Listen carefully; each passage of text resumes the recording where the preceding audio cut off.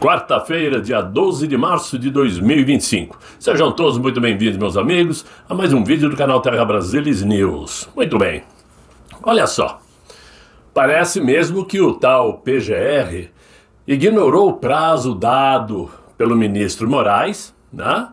E está ignorando a decisão sobre a retirada ou não do passaporte de Eduardo Bolsonaro. O que está acontecendo? Pois é, o procurador-geral Paulo Gonet decidiu não cumprir o prazo estabelecido pelo Supremo Tribunal pela primeira vez, diga-se de passagem, para que decidisse se vai ou não retirar o passaporte do Eduardo, atendendo, né, a um pedido do PT. Pedido esse que, inclusive, o PT colocou como barganha dentro da Câmara dos Deputados, dizendo que aceitaria o Eduardo Bolsonaro como presidente da Comissão de Relações Exteriores se seu passaporte fosse retido. Vejam só que ridículo. Mas não aconteceu e o PL está batendo o pé firme dentro da Câmara, dizendo é Eduardo Bolsonaro e ponto final. Por outro lado, a solicitação foi enviada pelo ministro Moraes na véspera do Carnaval, com um prazo de 5 dias para a resposta. E esse pedido, como eu disse, faz parte aí da notícia crime, apresentada pelo Partido dos Trabalhadores. Notícia crime, quer dizer que o PT agora é polícia. Eles ficam sabendo, investigam, decidem, fazem um inquérito e vão lá no Supremo entregar uma notícia crime. Quem é o PT para isto? Mas nós sabemos como funciona o esquema, a jogada com aquele puxadinho do Supremo Tribunal.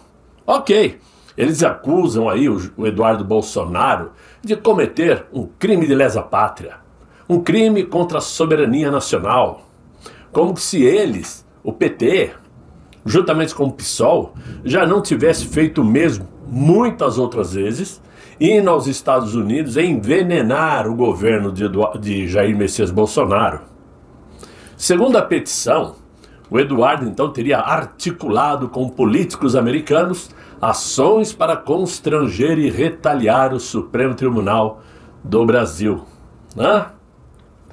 Apesar da determinação do Supremo não, do Moraes, o Gonet indicou a pessoas próximas, segundo matérias aí de jornais, que não pretende cumprir o prazo, argumentando que está priorizando outros casos considerados urgentes, inclusive processos não penais.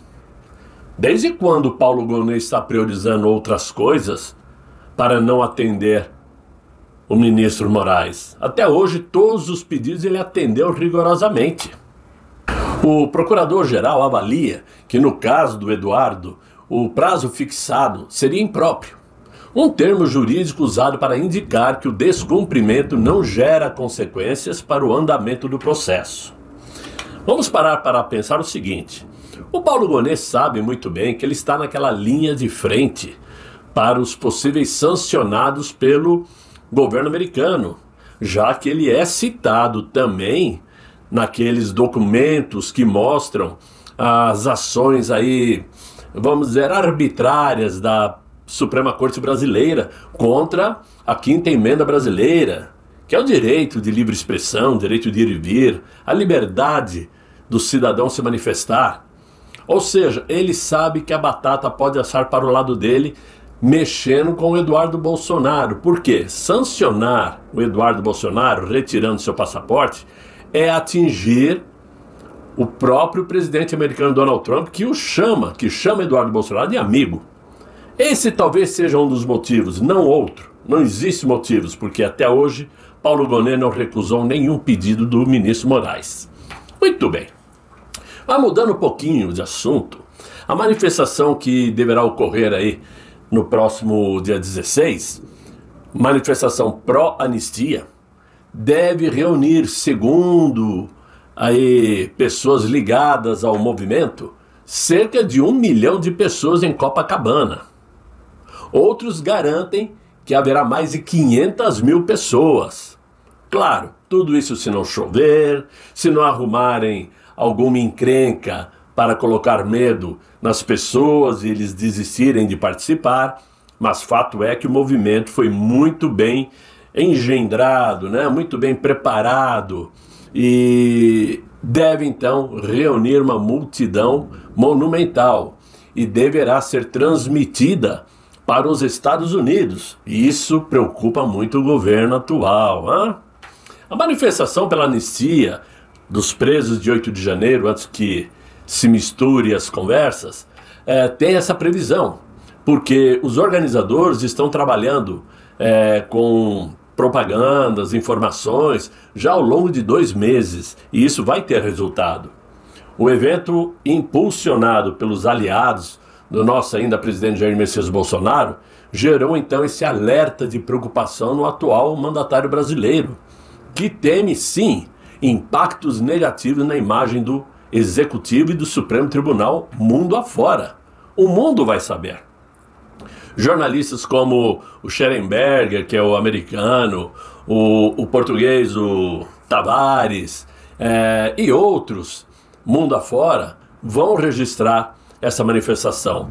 E a mobilização ganha força em um momento de crise política e de credibilidade enfrentada pelo governo. Assessores do Planalto avaliam que a manifestação pode ganhar destaque na mídia internacional. Claro, até eu estou dizendo isso, né? Quem dirá eles. Que vai, claro, associar o Brasil a um cenário de instabilidade política, ampliando a pressão por mudanças na condução dos processos judiciais contra os envolvidos naquele suposto ataque, né, à sede dos 3 poderes. Muito bem. Além do ato lá do Rio de Janeiro, Jair Messias Bolsonaro planeja uma série de eventos pelo país para reforçar a defesa do projeto de lei da anistia, que busca, claro, a libertação desses injustos condenados. Segundo o jornal A Gazeta do Povo, uma caravana percorrerá diversas regiões do Sudeste ao Nordeste para fortalecer a pressão sobre o Congresso Nacional.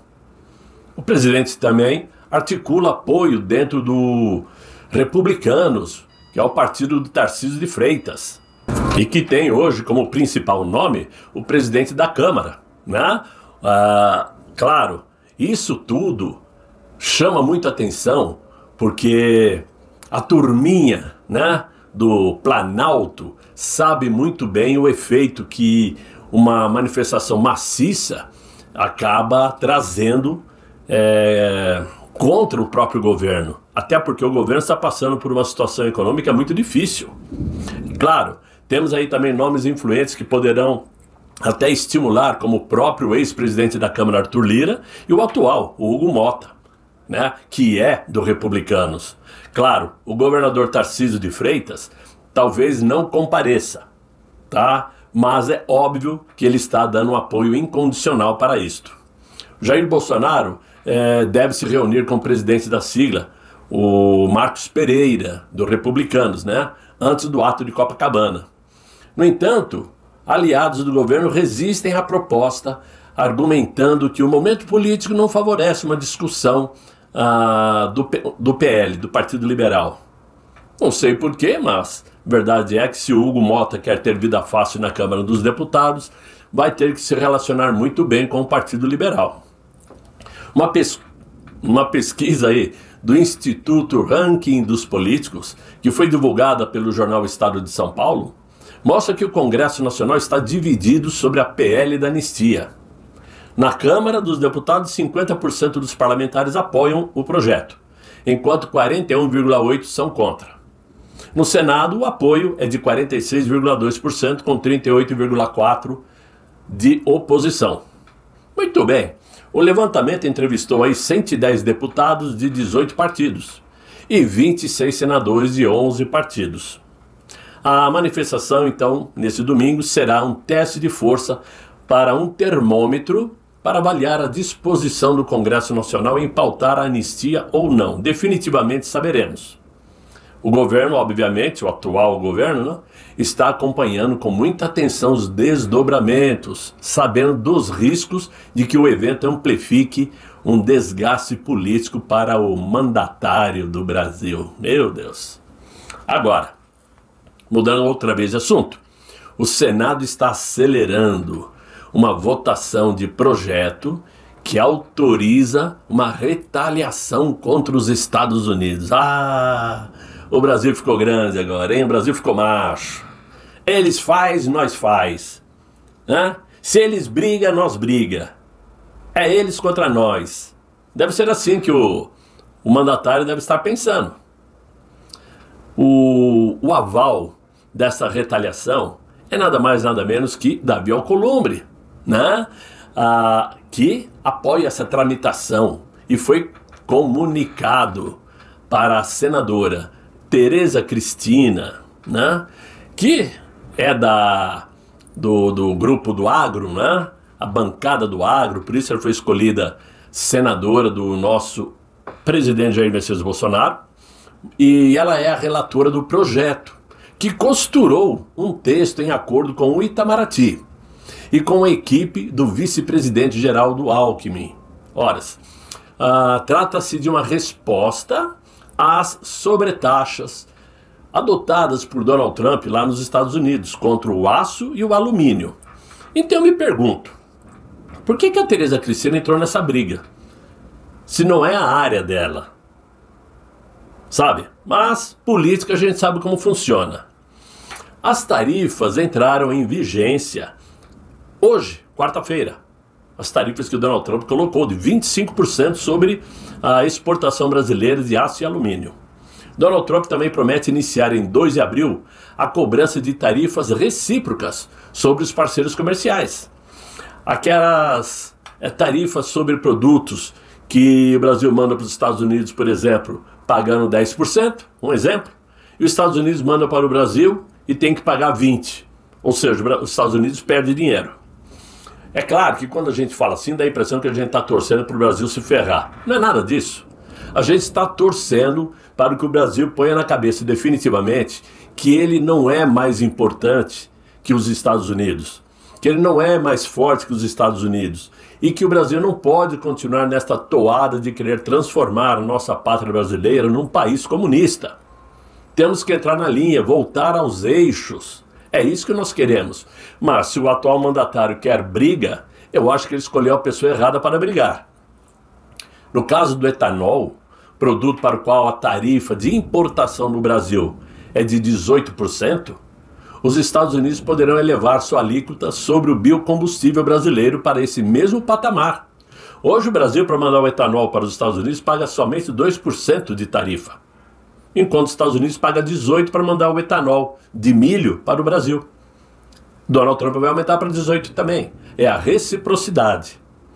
Medidas de retaliação por parte do Brasil são consideradas um último recurso, já que o próprio setor brasileiro alerta para os prejuízos que a política de reciprocidade, com o aumento das taxas sobre produtos americanos, poderia trazer. Ou seja, o momento não é ruim, não é nada bom, e o mandatário brasileiro quer torná-lo pior. Não existe coisa pior do que você querer trocar um braço de ferro com Donald Trump. Os Estados Unidos não precisam do etanol brasileiro. Os Estados Unidos produzem o seu etanol. Não vou entrar no mérito, o que é melhor, o que é pior, qual que rende mais, qual que rende menos, né? Assim como os Estados Unidos não depende do aço e do alumínio brasileiro. Simples assim. Existem outros exportadores, o maior exportador mundial é a China, que tem relações comerciais com os Estados Unidos, que tem interesse em manter relações. Portanto, eu acho que a diplomacia brasileira está partindo para um caminho errado. Ao invés de mandar um projeto para o Senado Federal aprovar uma retaliação, o que é um ato extremo, digamos assim, porque passa a ser uma atitude de retaliação, seria melhor sentar à mesa e conversar como gente grande. Se o Brasil quer ser forte, tem que aprender a sentar e conversar como gente grande. E não ficar com picuinhas. Picuinhas. É o que está acontecendo. E tudo isto não vai alterar em nada a pressão que o governo americano está fazendo sobre a Suprema Corte Brasileira. Isso não vai mudar o caminho, não vai fazer com que eles desistam de sancionar ministros do Supremo. Muito pelo contrário, isto já é ato feito. Só não se sabe quando vai acontecer, mas que vai acontecer, vai. E vai vir coisa muito pior ainda. É nisso que o Brasil tem que pensar, em procurar colocar as coisas nos devidos lugares, procurar desmanchar essas arbitrariedades que estão acontecendo para amenizar o problema. Fora isto, o Brasil só vai quebrar a cara. E não adianta contar com a União Europeia para poder substituir os prejuízos que o Brasil terá com os Estados Unidos. Não adianta contar com a Argentina, muito menos na Argentina, porque não vai acontecer. E a China sozinha não vai poder absorver todas as exportações brasileiras. Então é hora de alguém de bom senso sentar para conversar, desde que consigam mudar o humor do Marco Rubio, que não vai com a cara da diplomacia brasileira. Isto é fato. Então, meus amigos, é o que eu tinha para vocês nesse vídeo de hoje. Espero que vocês tenham gostado. Tomare que sim. Deixe aí os likes. Se inscreva no Terra Brasilis News se você está assistindo e ainda não está inscrito, né? E colabore com o canal quem puder colaborar. Eu agradeço de coração. Espero que vocês tenham um excelente fim de noite. Muito bom descanso e até amanhã, se Deus quiser. Ele há de querer. Fiquem bem, fiquem com Deus. Tchau, tchau.